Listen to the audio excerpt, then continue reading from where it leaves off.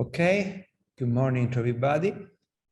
I'm sorry for the delay, for the problems we got with the links to the website and the Zoom session. Mainly due to the fact that I have two emails, one with DIAG, one with Uniroma 1, and that produces some noise in the connection. However, now there is people connected to Zoom, that meaning that it is okay. You are here, and I saw 30 people registered on Classroom. I will give you more details about that. My name is Giuseppe Santucci. I will be the teacher of these classes about the visual analytics. And I would like to thank a lot of people, Enrico Bertini, that is a PhD student of mine, and other colleagues that collaborated with me and gave me some materials for these classes. And today we will see some basic fact about the class, about the course. We will see some historical examples, quite interesting in my opinion. And we will give some preliminary definitions. Oh, I forgot that I will record all the classes and I will put them on YouTube, having a link on the website. So regardless you are here or at home, you will have a registration of the class. That's why, because I am not wearing the mask, you are far away enough to be sure, and that will provide a better audio for my talking. And I will go to detail some issues that are behind. Let's start with the facts about the course. We have a Classroom website. In this moment, it is working. 30 people registered. So, however, if you have any issues in connecting, write an email to me and I will send you a personal invitation to solve the problem. The second link is the Zoom link, the one that I am using now to stream the class. And we will have only this link for all the classes. I suggest you to go to the Classroom website to enroll. You will get advices, material, copy of slides, whatever. I will publish typically in advance, or sometimes like today, afterwards, the slides of the class. And okay, we don't have textbooks. I got the material from a lot of sources. Colleague, my personal experience, books, whatever. It makes no sense to push you to buy a lot of books about that. You can use my lecture notes, of course. However, here I'm pointing 5 references. The first 3 are books. Bob Spence is a friend of mine. He wrote a beautiful book about information visualization. It is a teaching book. And let's say 50% of the material that I will use during the class come from that book. And if you have to buy a book, if you want to buy a book, this is the basic book, because it is a didactic book. The second one is from Colin Ware. It is an amazing book. It is about perception. It describes the issues associated with the visualization. I really loved that book. I use it using, let's say, 10% of that book in the class. It is a big book with a lot of details. It is fascinating. And the third one is from 7Few. It is about the numbers. part of the classes you will see will be, the initial part will be just about visualizing simple numbers. It's a very shallow way of using visualization, but this is quite useful because the numbers are around everywhere. You are an engineer, you will use a lot of numbers. Having a correct understanding of how to show, to visualize numbers is a good idea. The mosquitoes around. Perfect. The last two books are from America, USA, and Europe. Illuminating the Path, you can download it from Piazza. In this very moment, no, I have not put the link there, but I will. And it is a free book. That book has been wrote after the Twin Towers strategy. It is a reaction of American researchers to the terrorist attack to the Twin Towers. And it contains the manifesto of visual analytics. What is the primary goal of visual analytics? The point is that that book was really strongly biased against terrorism. Visual analytics can be used for terrorism, of course, but can also be used to any kind of application, bank analysis, COVID analysis, and whatever. So this is the point of view of the European response to that book. 10 years later, the book is solving problems with the visual analytics, and you see it is very generic problems, any kind of problems. That book has been written for spreading the knowledge of visual analytics in decision-making people. European person giving money for projects, ministry, so that the language is not very technical. Both of them are for free. Both of you, if you write down that on Google, you can get the link. I will put the links on Piazza, you can download them. So you can for sure download that books. They are a sort of introduction to visual analytics. What about contacting me? I think that in this COVID area, in this COVID time, the best way is to contact me in class, write me an email, and I can set up a virtual meeting on Zoom if needed.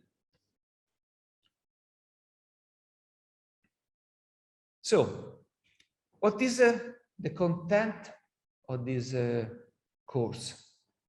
The first part is, as I said before, is about number visualization. It is a very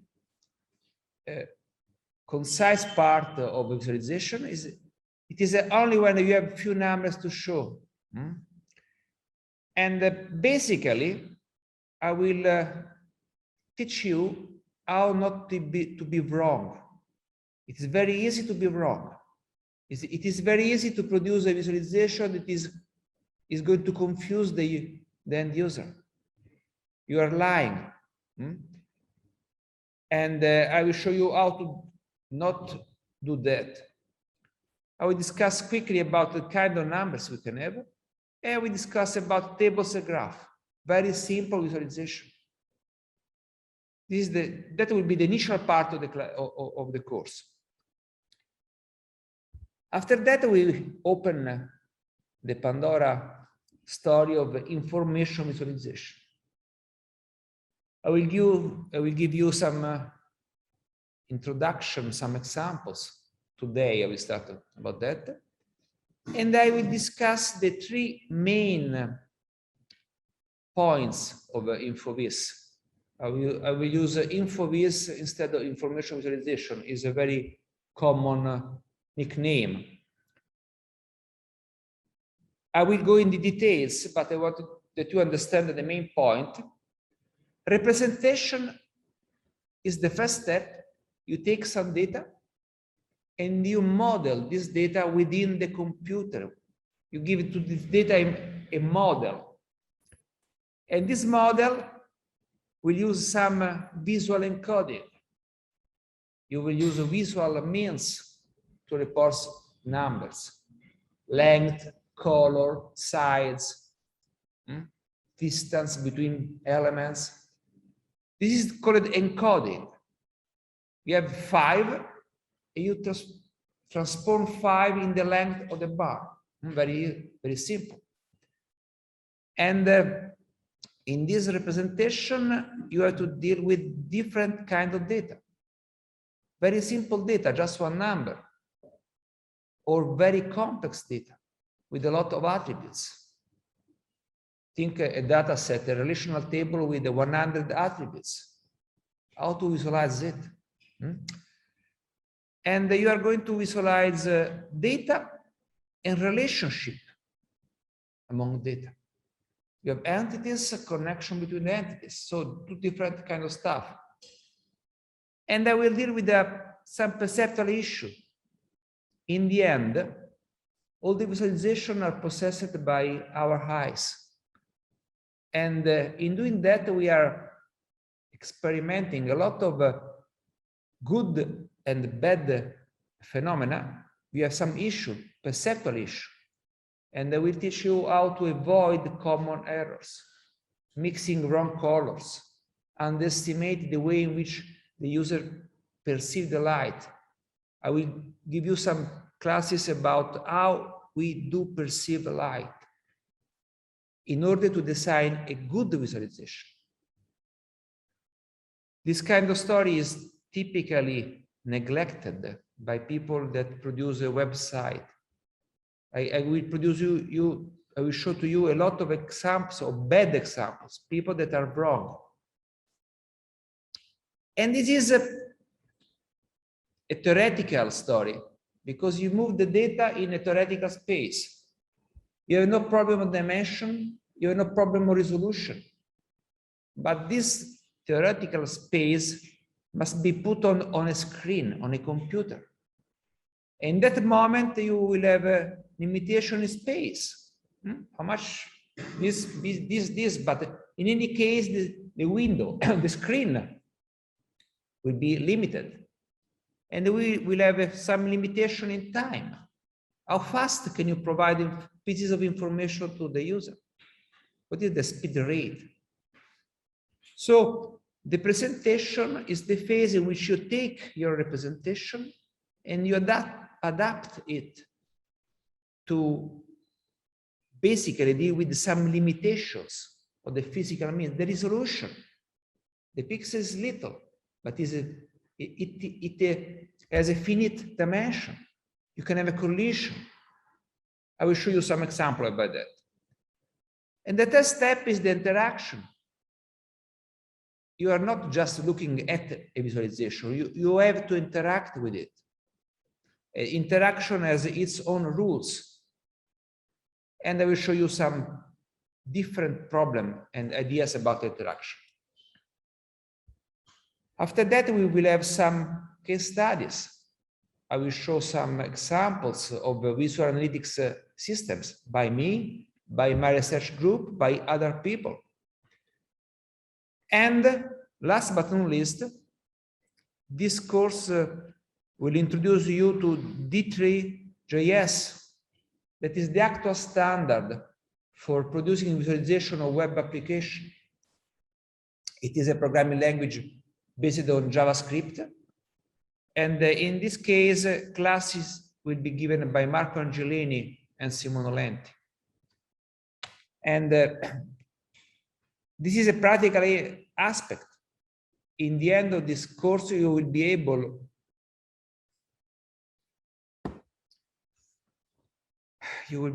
to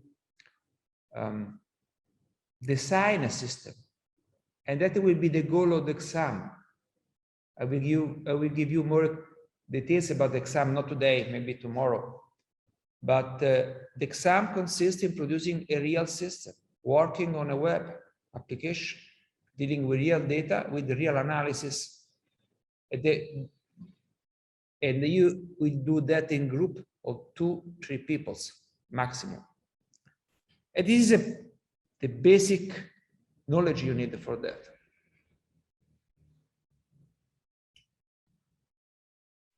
So after that, we will move to visual analytics.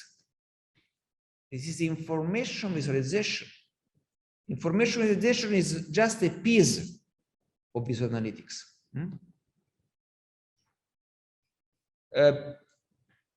And I will discuss application, tools, and research challenges about that. And what is, here there is a very famous picture. What is the idea behind the visual analytics? I will be back on that, but just to make it clear the difference. Visualization is just to visualize something on the screen. Visual analytics is about a cycle of analysis. You have the data, and you have a lot of transformation of the data. What is called data wrangling. You manipulate the data. You are going to reduce the number of dimensions. I will show you that you cannot visualize more than 5, 6 dimensions. If you have 100 dimensions, you need some dimensionality reduction technique, PCA. I will show you technical stuff, and I will teach you some, I will give you some code in Python to reduce the data. There is a practical part in these classes. Or you have to do some transformation, derive new data. Once you are happy with the data, you go either for visualizing it or to apply some analytical analysis, data mining, clustering, or whatever. And or you go for visualize it.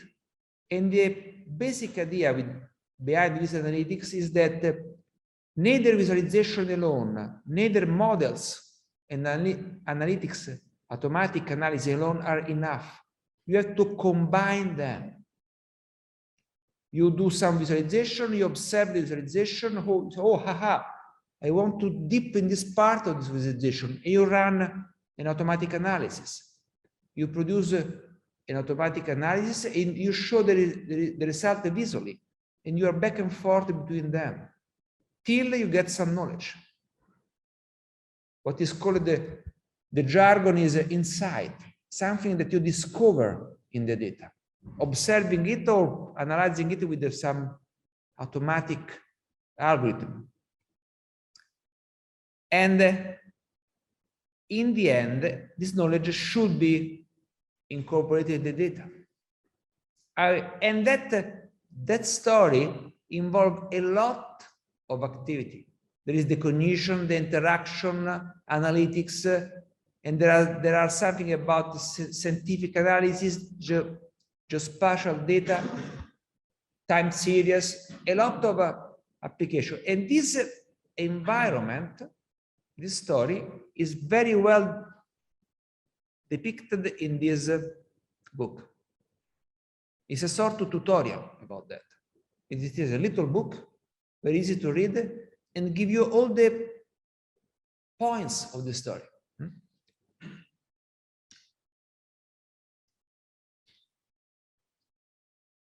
And last but not least, what we are not covering in these classes. We are not going to deal with the scientific visualization.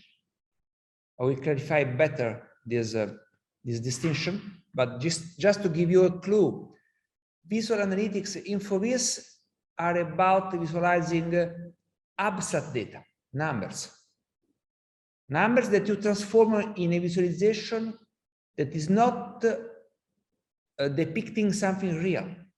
You see line, you see colors, you see bubbles. Scientific visualization instead is about visualizing real stuff, the heart moving in your body, the flow of the wind along the wings of a plane, physical stuff that has a so the visualization is representing something that exists, the air moving in this room, the vortex of the air. This is scientific visualization. We are not discussing cartography, maps. We are not going for education, for games, or for computer graphics in general, rendering, volume rendering, ray tracing, all this kind of stuff. So we are going only about InfoVis and visual analytics, but I will give you more examples along the street. So let's start with some historical examples, because InfoVis is very, very old. And visualization is very old. This is a nice example, hundreds, thousands of years ago. What is the story? What is the goal of this visualization? Luckily, it's something for improving the result in huntings, or killing more animals for feeding the people of the that did this nice picture. But let's go to something more concrete. Why we use visualization? Why we don't use just number? We don't use just chatting, words. What is the goal of this? We can classify the goals of visualization in 3 classes. One is problem solving. You have a problem, you want to solve a problem. You want to analyze some data. And you analyze it visually. Second point is, I want to explain something. I know the story. I perfectly know what I am talking about. But I want to show you. I want to teach you. And I use visualization for improving the bandwidth of communication. I don't want to discover nothing. I want just to teach. And last but not least, there is the moment in which I want to go for making decisions. I have a complex problem. This problem involves decision. And I use visualization to make a faster decision or a more precise decision. Of course, there are some interleaving of them. But let's go with these 3 main points. And I will give you some very old examples. The first one is really very old. It was in London, 1854. There was a bad cholera epidemic in London. A lot of people were dying for that. And the problem was, what is the source of the infection? What is spreading this killing disease in the city? Dr. John Snow, an old person now, we're talking about 200 years ago, more or less, something like that, make a drawing of a zone in London that is very filled of people dying from cholera. And here we have an example of encoding. We have a map, it is clear. We have these black dots. Each black dot is a person dead by cholera. So black dots are representing people that are dead. And the position of the point gives you the location of the death. And these X are representing water pump. That time in London, you are not using the water in your house. There is not running water in your house. You have to go outside with something to bring the water in house by a pump. So we have different pumps around. And if you observe this image, this is the quality of this. Yeah.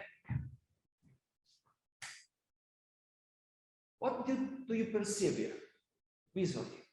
Don't think about it. Just look at the image. What do you perceive? Yeah. There is a very high density of dead people in this zone. You perceive that visually. You perceive that in a pre-attentive way. I will explain you that better. You don't need to think. Oh, this is a lot of points are there. There is a cluster. And in the middle of this cluster, there is an X representing a pump. Dr. Snow made the hypothesis that that pump was the source of the infection. And closing that pump quickly solved the story. And if you go in this street, there is still a pub with a picture of Dr. Snow, remembering this visual application, visual solution. So, problem solving. I have a problem. I move. This is an example of encoding. Very simple. This is a map, and you have streets crossing or whatever. But the X are encoding. This is let's say a categorical value. You have dead people, a water pump. Dead people are dots, a water pump are X. This is the simple encoding. And the position, and how many, just to reflect on this, how many values are we representing here? We are representing a category with two values, pump and dead people, and we are representing the position, X and Y. So we have three values, X, Y, and category. The category has only two values. I would like you to think for every visualization you have in mind, how many values I am using in it, what is the visual encoding? This is a very simple example. So Dr. Snow was not aware of the problem. No, he was aware of the problem, he was aware of the solution. And they got the solution through visualization.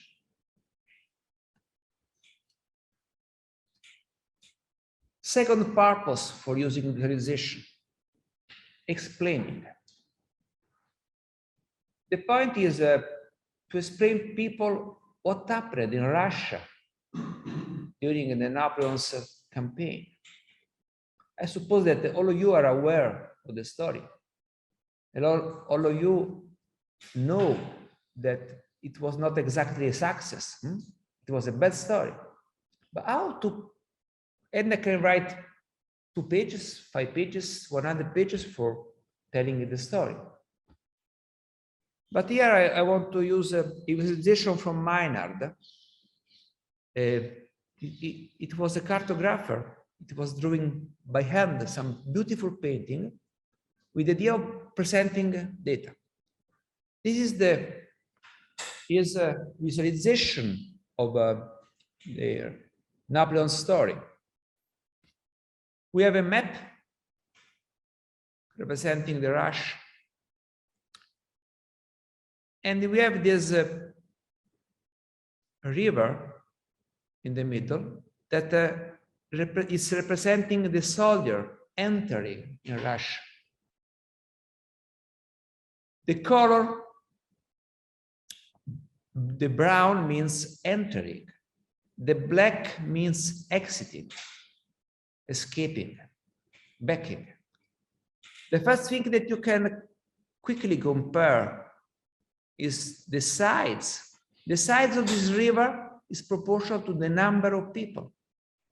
So this is the number of people that entered Russia. This is the number of people that exit Russia. 500,000 against 10,000 people. You get quickly the impression of how many people was not returning at home during this story. And you can see this river going thinner, thinner, thinner as they go ahead till Moscow. This is entering people. This is the people that reached Moscow.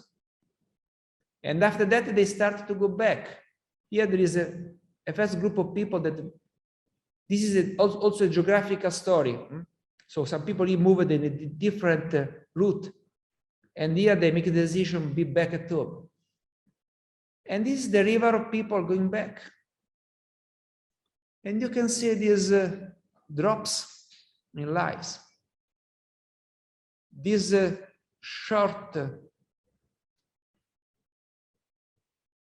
drops are due to cold or fight. Each time you have this kind of drops, you have a short time in which a lot of people died. Here you see the people reconnecting, baking, and you have also some river information. The crossing the river. You can see here, yeah, you have some maybe more enlarged image. Here, these people was going here, and they are crossing this river, but the ice of the river was not so thick, so it was broken. A lot of people went in the water, and they died frozen. You can see that in these steps, more than half of the people. Here we have 50,000 people entering here, crossing the river. Half of them died in crossing this river because they frozen, being wet in the water. And they were 28,000 after that. And in here we have on the bottom a line showing the temperature. You can see that some drop of people dying are connected to very low temperature. It was really cold. In my opinion, this image is one of the best images against the world, because it gives you a perception of the story. This is totally different than reading something. If I say, okay, half of people was entering, 10,000 was returning, this is shocking. But observing this is more effective. You can speculate on the trajectory of the people, on the events that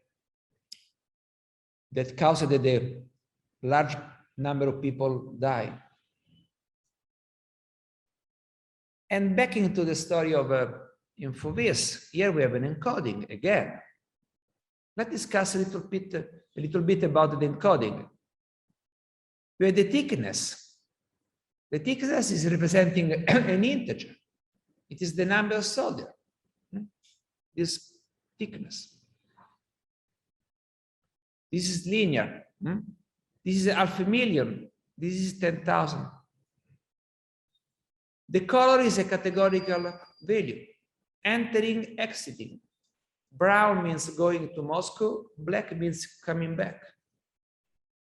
And after we have a very simple encoding that is a line chart. You are familiar with it. Just showing the temperature. So, and here we have some zoom here. And you have some figures. This is another point that is very important, and Maynard had that very clear in mind. Please put some figures, some numbers together with the visualization. Not overwhelming it, but having the information you cannot read it here. The real number is not 500,000, it's 422,000, more or less 500,000. And here we have 10,000. The number gives you a concrete understanding of what the visualization is showing to you, is complementing the information. Most of this is visual, but this number here are helping. I said before, half of people, here this number give me a better information about that. And this number can be static on the visualization or can be on demand. Very often you over the mouse on something, you get a pop-up with the additional numerical information. So we are not fanatic of visualization in the sense that we don't want the numbers on it.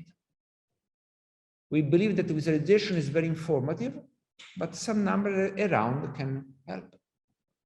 And last point, take your time in explaining it.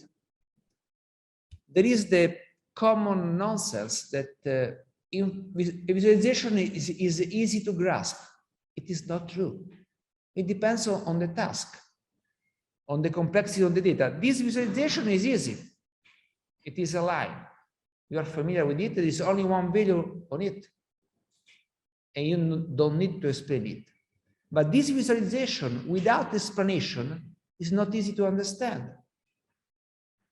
I used 5 minutes of time to explain that. And in other cases, it took weeks to learn to use a visualization. If the visualization is solving a complex problem,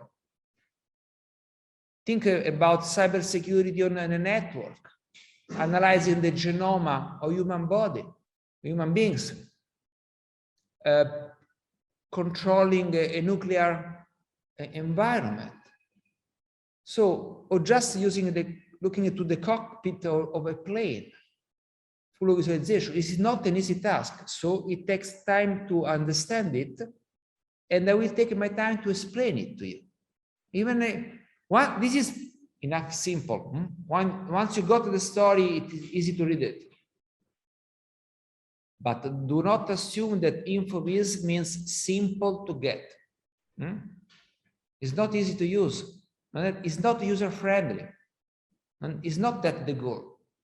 The goal is to improve your power, give a prostatic help to your mind, and to speed your analysis. In this case, I was teaching you the story of the Napoleon Russia campaign. And this is, in my opinion, much more effective. Apart that I really like this visualization for several reasons.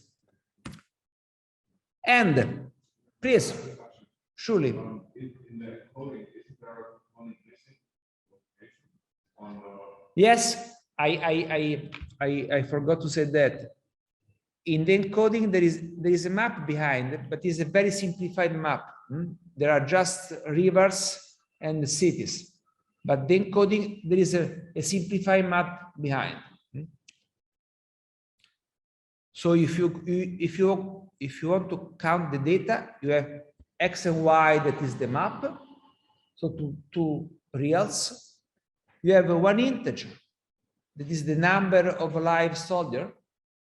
So 3, and you have a categorical value, entering, exiting, or escaping, it is better.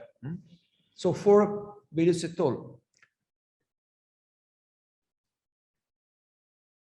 And if you are curious, I strongly suggest you to go to this website that is maintained by French people. There is a collection of drawings of miners that are really amazing. Also because they have been done by hands.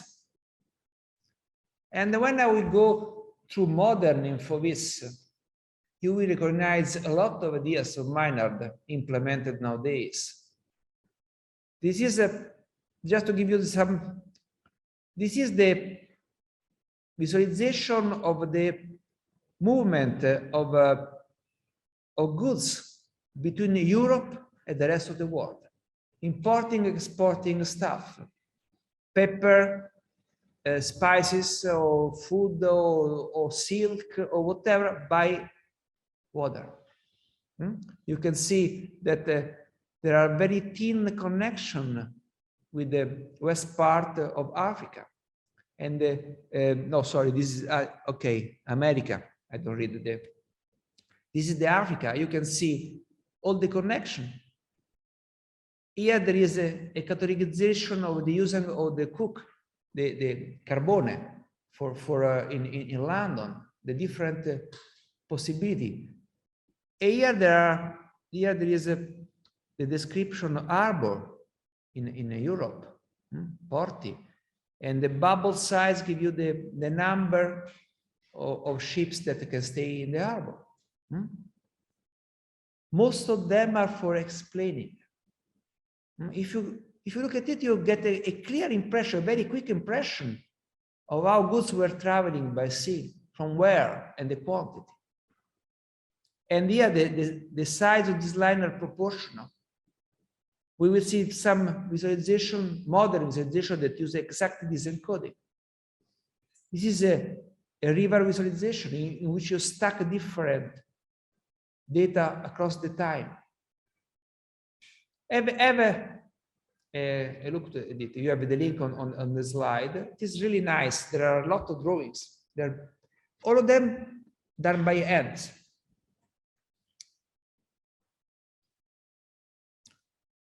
And here we have another example. We have Florence Nightingale that in 858, was working in the Crimean War, and she was observing people dying, soldiers dying, basically for three main causes. Death from wounds ferite, killed in the war. This is what you are expecting it being the primary source of death. It's not true, because the major source of death was encoded in blue, was the death from diseases. They got a lot of infection and other causes. And these diseases basically were caused by the bad hygienic situation, the water, the cleaning, the air, and whatever.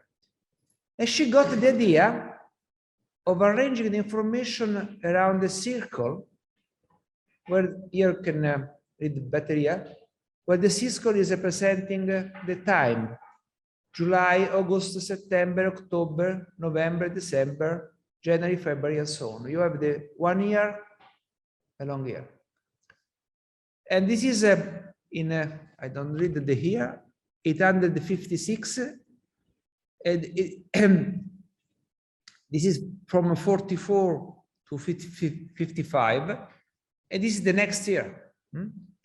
Basically, the idea of this visualization is to show how quickly the blue part was increasing here and how it decreased here in 1 year after they used they started to make the hygienic situation better, cleaning the room, having filtered the water and whatever. The main idea is to compare black, red, and blue across the time. And she got the idea to arrange the time on a circle. We will have, I'll show you a lot of visualization that do that now. She was not so strong in his inception of the idea to use the same circle. So she moved among this circle to this new circle. Modern visualization is that in a stacked story. I will show you some example. But the idea is, yes, here is to visualize time-related information. 3 values: percentage of people dead by other cases, red, percentage of people dead fighting, and blue, light blue, people dead by diseases, infection, that it was increasing. And after that, they started to use some hygienic idea, it was quickly decreasing. You can see in the end, it was more or less 0. She was doing that to get money for funding the activity of cleaning the story. And this is the original drawing she did. So we are about a long time ago, 858. Again, what is the purpose of this? Explaining visually.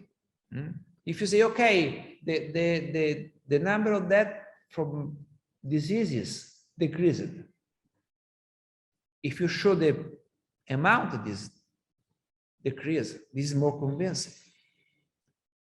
She did some perceptual errors because using an angle is a very bad idea. Human perception is more oriented towards the length, to compare to numbers. I will show that, but it was a long time ago. The idea was nice, it was new. Last but not least, visualization for making a decision. Now you are back into London. Again, we are there nowadays, and we are in Victoria Station using the underground, and we want to go to Queen's Park. How to do that? How to commute in the underground to reach our target station? Oh, it is very simple. Let's use a map.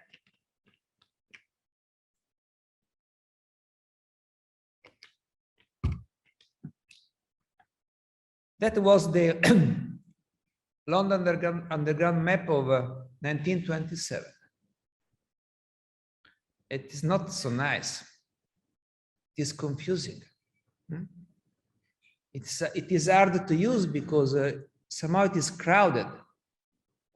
You are not able to follow the lines. The idea is each line is a color. The station are bubbles. You have connection station in which you can exchange your lines. You know, the underground, of course. What is wrong with it? What is the source of confusion here? Please.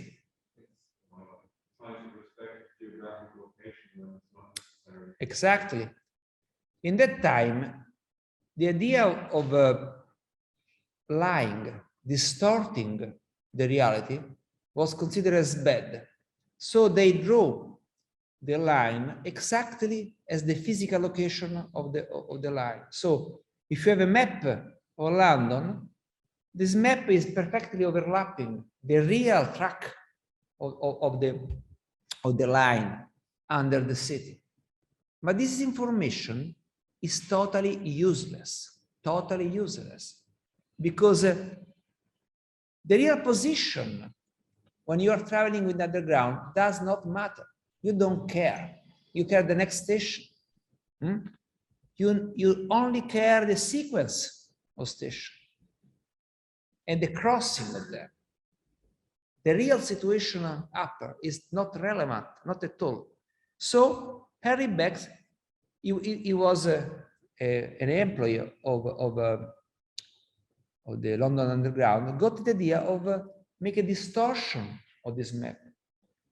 And the idea is to use distortion. I will be back on distortion. It is a very powerful means in InfoVis.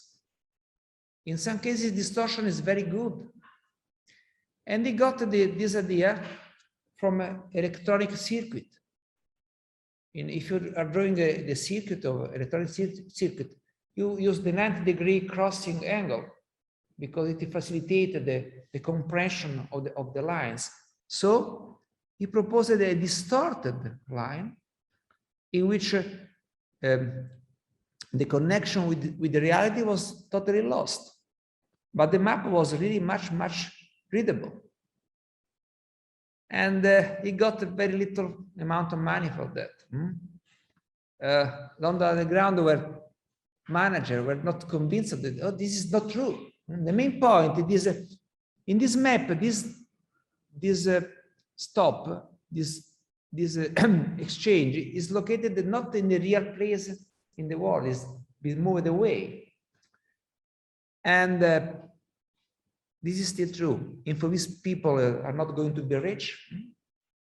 It's not a selling activity in this moment. And this is the new map that you know perfectly. And the back idea has been borrowed by all the underground in the world. Nowadays, any undergrounds in the world are using this kind of map. You know, you never saw this one, I suppose. Me too. But this is the typical way of doing that. What is the goal of this visualization? Making a decision. When exiting and where exiting from the line to cross, to move, you know the story. Making a decision about that. And it is much easier. You have to solve a problem, you make a decision.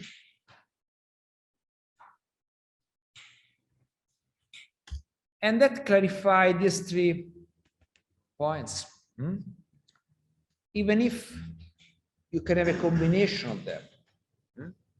But that are the 3 main directions from InfoVis. Let me go with some definition now. And moving to nowadays, present time. What is information visualization? But before that, what is visualization? What does it mean visualize? Typically, the meaning is to get a mental model or mental image of something, a mental understanding. And it is a cognitive activity. It is something that you do with your brain. And we are experimenting one of the main issues in InfoVis. We perfectly know how our eyes work. We can classify the light, the effect on the retina, and we can speculate on it, and we can produce better visualization using this knowledge. I will give very concrete example of that. There is a part of people, psychologists, that are studying what is a mental model. And the progress in that direction is very little. We're not going to talk about mental models, about cognition. I will show you some practical impact of some very little pieces of that. To me, the understanding of how human beings build the mental model of something is still a mystery. And we have no practical indication on how to use that for improve the visualization. Just very little insights. So while I will discuss in depth the perception of our eyes, I will never discuss or just tickle a little bit the cognitive activity. But in any case, both of them are not related with the computers. Let's go with some other definition. McCormick in '87 said, oh, it's the transformation of the symbolic into geometric. Symbols, numbers in geometry. Bertin is one of the father of InfoVis, said, finding the artificial memory that best support our natural means of perception. There is the idea of supporting our activity, helping us, speeding our work. And this is what I really like, more modern, by Stu Card and other people. Information visualization is the use of computer-supported, interactive, visual representation of abstract data to amplify cognition. I put in italic this concept because they are the key points of modern InfoVis. So we will stick with this definition. And I will go a little bit to discuss these points. Computer supported. The Maynard map about Russia is beautiful, but it's static, it's on piece of paper. And if also the story of Jon Snow about London, you cannot zoom, you cannot pan, no? You cannot run some algorithm on it. Today, having InfoVis without a computer supporting the visualization and activity of the visualization makes no sense. But still think that this is a cognitive activity. The computer is helping us in that. So it is computer supported. It is mandatory. And it is easy enough to understand that I don't go further in this point. Second step, it is interactive. Computer supported interactive. What does it mean interactive? It means that the user must have the means to touch the visualization, to change it, to alter it, to reach his goal. The user must be able to manipulate it. And they give you a very simple example to convince you that the interaction is mandatory, is fundamental. This is from Bertin work. Bertin is a pioneer, is a French person, died, that opened the mind of the nation in French about InfoVis. He was not calling it InfoVis. He was calling it la graphique, because it was just the idea using the pencil to do something. This is an idea that he had. This is a very simple visualization. What we have, we start with the syntax. We have X and Y axis, categorical. So we have values here. And in the middle, we have a color representing the correlation, the interaction between them. In particular, here we have some crops, piantagioni. We have 10 crops, mice, whatever, 10 different crops. And we have 7 treatments, fertilizer, anti-parasite, or whatever, any kind of stuff you put on the crops to improve the quality, to kill the insect, or, you know. Black means it works. So you can say, oh, the treatment A is effective for crops 1, crop 1, crop 3, crop 8. Is not effective from 2, 4, 5, 6, and 7, neither 9 and 10.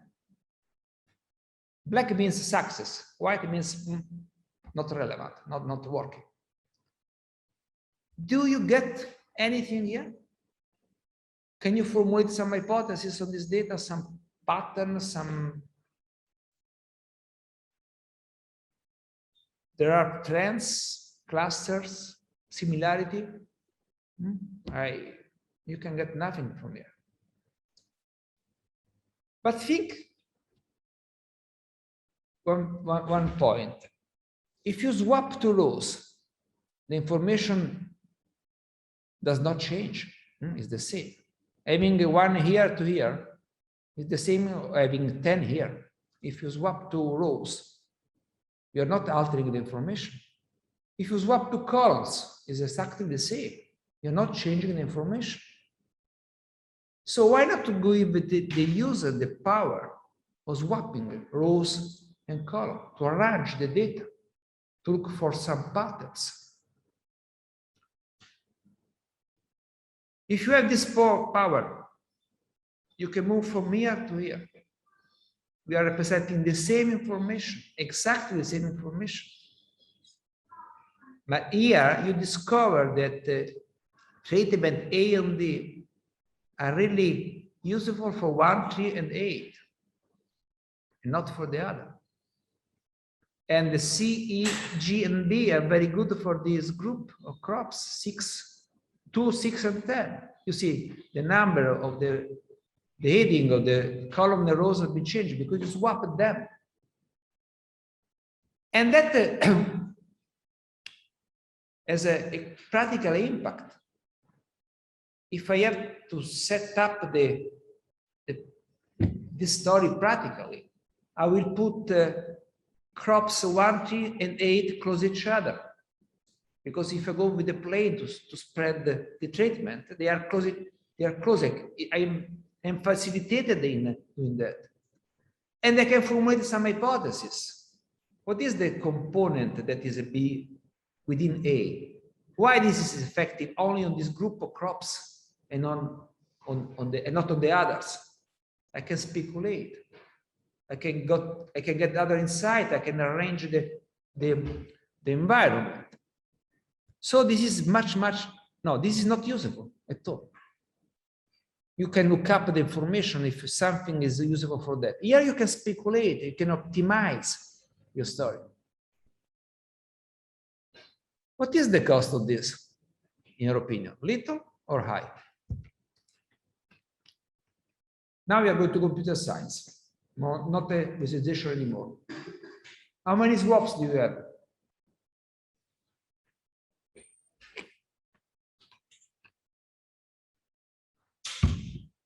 It is factorial. 10 factorial, 7 factorial. All the possible combination. And that gives to an exponential problem. you cannot, this is a toy example. 7 factorial is still computable, 10 factorial is still computable.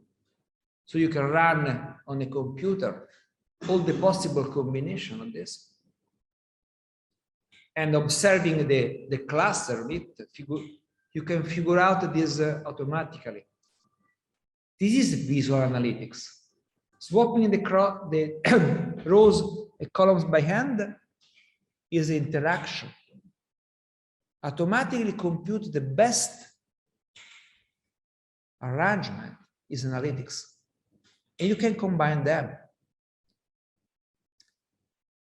And this is bearable. You can do that. This is the real story of Bertin. I had the chance, and I'm really happy to do that 8 years ago, something like that. The InfoVis conference has been in Paris. And French people were so proud of Bertin that they organized a museum collecting some stuff from his work. And I took some picture there. What is this? Exactly the visualization we saw before.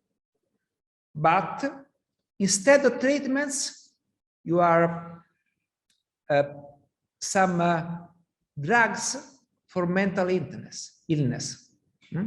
Something to help people from mental diseases. And here we have the kind of diseases. Schizophrenia, paranoia, or whatever. And the black point means this drug is useful for the symptoms of this disease. It's something that you can give to a person to improve. And this was the original situation on the left. They collected the data and they got this table that is exactly this. And after that, they got this one, swapping rows and columns. And you can see strong pattern. You can say, oh, this kind of drugs are effective on this kind of diseases, exactly as we discovered that for crops. It's the same situation, but involving human beings. But the number of diseases and drugs were much, much higher. It was about 60. All the possible combinations were about 60 factorial by 60 factorial. I did a very simple, a very naive calculation of the time needed on a Intel i7. You had to compute about 10 raised to 100 combination.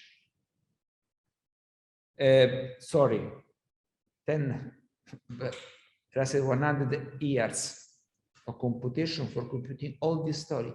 60 factorial is untractable, totally untractable. You will never get the answer. Bertin solved the problem in less than 1 year. Less than 1 year. When we are talking about, let's say, 109,050. 100 years ago, something like that, more or less, a little bit less. They have this kind of computer, XT, IBM, not i7. How they did? How they were able to solve this intractable problem?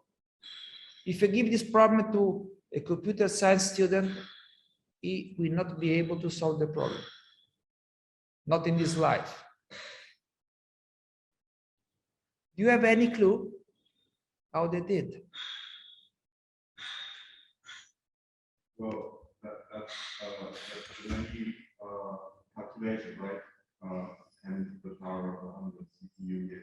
It doesn't mean that you actually have to do that calculation to look into the data a little more. Yes, but yes, they did that manually. they set up an environment in which human beings were able to swap row and columns manually. And this is the way in which they did. They built some cubes of wood with a hole inside. You see, like spiedino in Italiano. You take a row and you move a rope up. Or you make a spiedino with a column, you move a column right and left manually. Means that the human beings with the visualization are more powerful than i7 CPU. They worked for months, more or less 1 year, to move from here to here. Discovering something useful, you see strong pattern.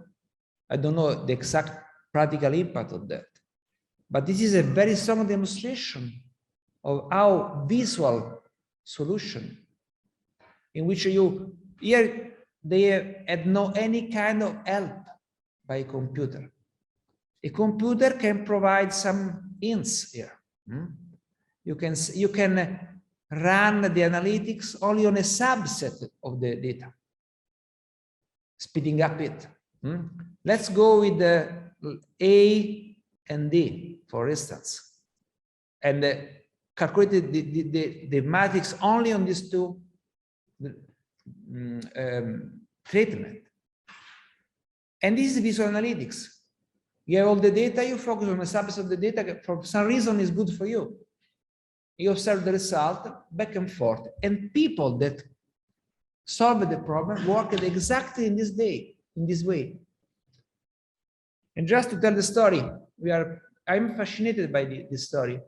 Bertin explained this story to people in French, simulating a woman that goes in a large market, and she has a list of things to buy: meat, fish, oil, wine, whatever.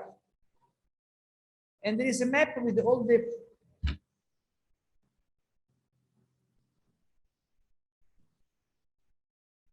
we can close it.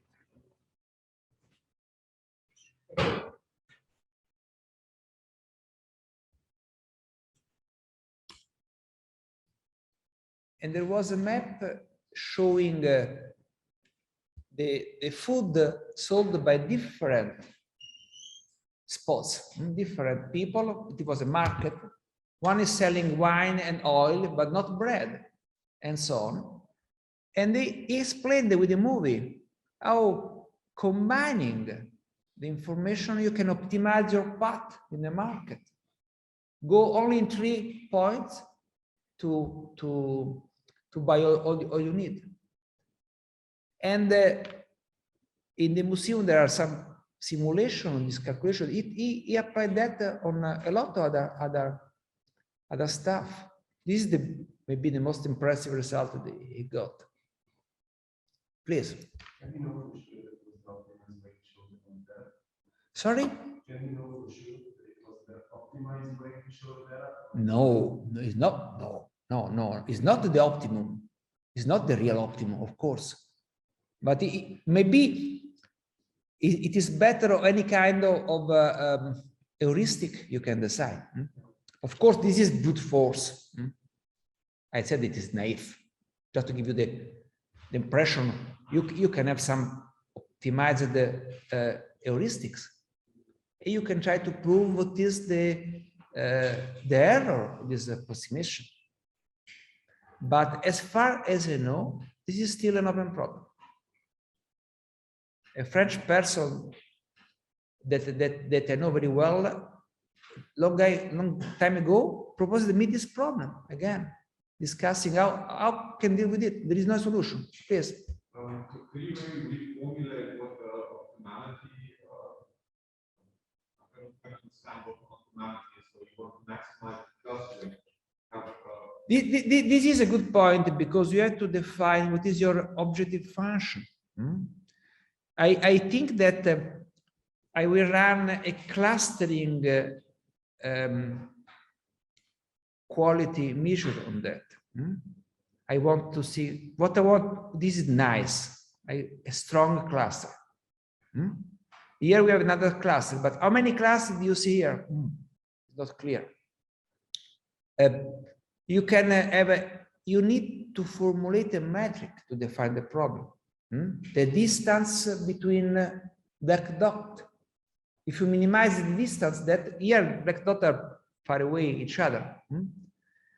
I don't know the answer, but for me, this is intuitive.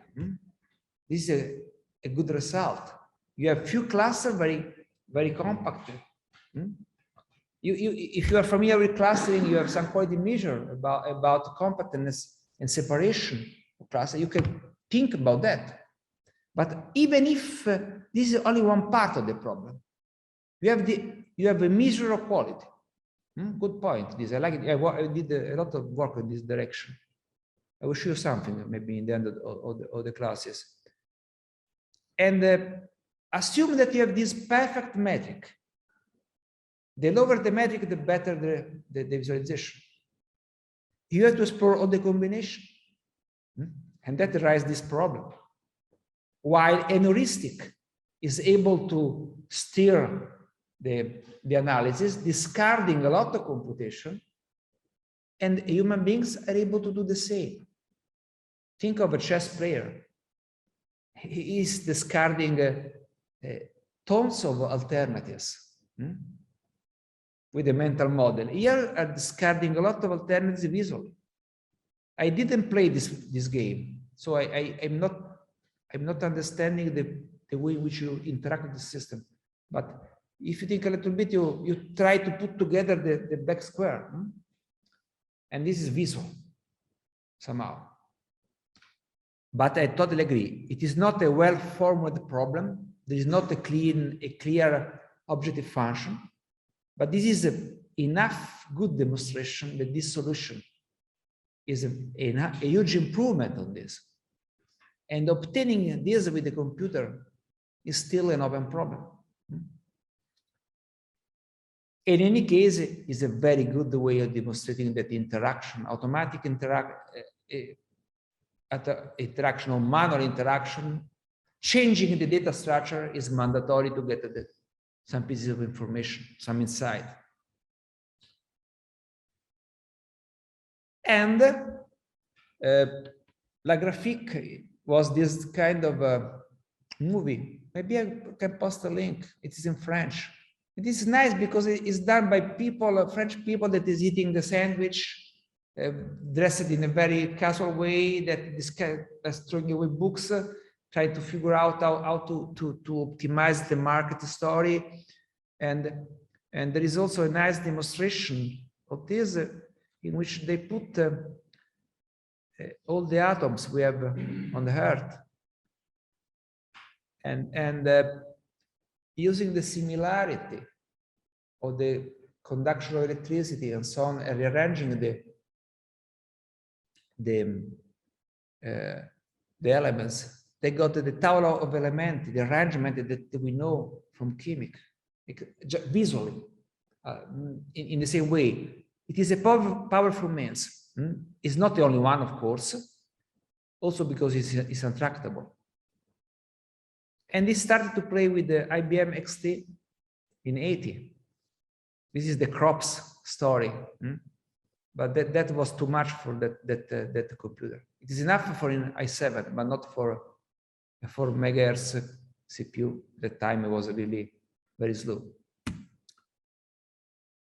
So think to the interaction with the Russian story. You can move it. You can zoom in, zoom out. You can run an analysis that, for instance, give me the most significant drop in life. Very simple ratio. People, dead people. You push a button and the system analyzes this and this. You quickly locate the point in which we have a very huge drop in life. And you go then zoom in, and you can ask for a new calculation on that. And also, what about forecasting? This is a nice idea of Marco Angelini. It is a PhD student of mine. He worked of predictive visual analytics. And he speculated on the idea if what would be the decision, could be a different story if Napoleon can predict the story. But I think that if Napoleon had this image till here, maybe we started wondering what is going on. It makes sense to go ahead. And the story, I got a better idea of the story that they did a very strategical error. They escaped from Moscow. They had to stay in Moscow to stay the winter there. But they were so scared by the story that once they touched Moscow, they started to go back. However, observing the information you have, you can try to predict something. How many people arrive in Moscow? Observing this. You can run some simulation, you can run some interpolation, regression. You can also use artificial intelligence for that. Neural network, classification, regression. You can do any kind of analytics. I don't care about that. That complements the visualization. And my idea is to go to stop in 5 minutes and not have a break in the class today. But I want to show you this last point. Remember, we are discussing this beautiful definition. Now we know computer supported, now we know interactive. I want to close with the abstract data. And tomorrow I will go for amplify. And after that, maybe today we'll put these slides on the classroom website. What does it mean, abstract data? Abstract data means that the visualization has no any physical reference with the data you are visualizing. It's totally abstract. While in scientific visualization, the visualization is representing physical stuff or geometric. Think the airflow over a wind, a tornado with the torrents inside, or looking to the human body, or the bouncing of molecular in this room. What is abstract data? This is a sort of scientific visualization, an example. This is the Sant'Andrea Faglia in San Francisco. It is the continuity in the earth. Maybe you know, you're aware about that. This is the reporting of an earthquake in which the color is encoding the extent of the damage. Black means total destruction. And the blue, light blue means nothing. So this is good. This is really bad. And you can see here in black the drawing of the fire, the discontinuity of the earth. This is scientific and geographic. I want to give you an example instead of abstract data. Long time ago, this is an example by my research group. We worked with some parcels, pacchetti postali from Deutsche Post, spread around Italy, about 200,000 parcels. And the visualization, the item visualization, has no any physical or visual correspondence with the data. Here we have a geographical information. The color is instead pure visualization, so this is a sort of combination. But let's go with this parcel, and I want to visualize them. A very simple visualization. I have 200,000 elements to visualize. And that not for fun, you can do also for fun, but not here. This is not the main purpose. Decision making, for instance. And for each parcel, you have the shipping date, the volume of the parcel, the weight of the parcel, the sender country, the receiver country, and a lot of the cost of a lot of attributes. You can think about that. And we focused on two attributes, the volume and the weight. And this is the data, weight and volume, numbers, 200,000 rows, and this is the visualization. It is a scatter plot. What is a scatter plot? It's very simple. It is a Cartesian plane in which you put points according to their coordinates. Very simple. And this is the scatter plot of 200,000 postal parts. This is real data. And you understand now better the idea of abstract data. This image is not correlated with the parcel in any way. And the last minutes, what you can get from this visualization? Is that visualization useful? Can you grasp some insight? Can you have an understanding? Of course, looking for 200,000 rows here makes no sense. But this is useful in some way. What you can discover from this visualization?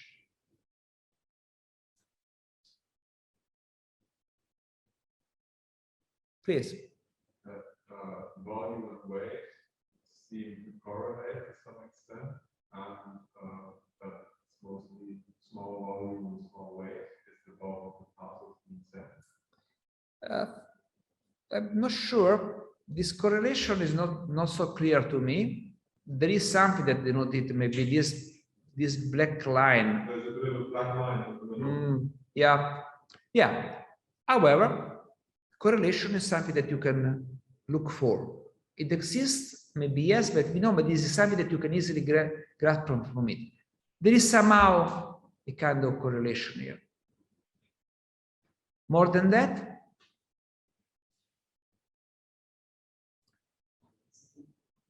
density. Here there is a very high density. And you don't know how much is it. I will discuss that tomorrow. You can see patterns. What is this? A lot of parcels that have the same volume and different weight. What is the source of this strange behavior? Probably a pricing threshold.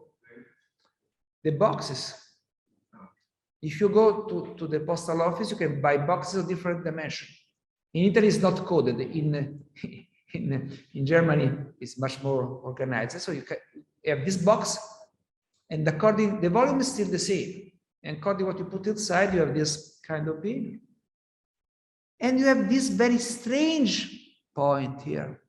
I know this is something wrong with this one. It is very huge box because of very high volume, but very little weight. Here it is the contrary. It is a very little parcel, but very, very heavy. So basically, you can have outliers, elements that are different from the others. You can have patterns, but you have also cluster. How many parts are here? How many parts are here? You have cluster, and you have this high density. This is a very strong cluster. To anticipate something that we discuss tomorrow, here there is about 95% of the data. The density here is much, much higher than you can figure out. Most of the parcels are little and light. We have few parcels very big, a few parcels very light. But you see trends and you see cluster. Here there is a line that is, again, I think it's about using the same package. And you can use that for making decision. Optimize the room in the post office, optimize the price on the sending, and so on. But in any case, this is a clear example of what visual analytics is. Sorry, what InfoVis is. You look visually to something and you discover something that you will never get on the data. And you can get it with the data mining, maybe yes, but only if you know what you're looking at. This pattern is something that you usually takes half a second to get. To run an automatic analysis that discover this pattern, you must think about the pattern and you have to trim it. Outliers are more or less easier to discover. You can have just a box plot. Do you know what a box plot is? No? I will explain you. You can, there are some statistical analysis. I'm not against statistical analysis. Be clear. But I am in love with the visualization combined with it. And this is exactly the kind of stuff you can get. What I mean is here, number. I would like to put here my mouse to get the pop-up with all the information of that parcel, the sender, the target, the weight, the real volume, and so on. Or I would like, and then stop, to select this zone with my mouse and say, okay, run this clustering algorithm, this statistical analysis only on these elements. This is visual analytics, using an image to start a calculation, observing the result of a calculation to understand something and start another calculation. Okay, I think that for today is enough.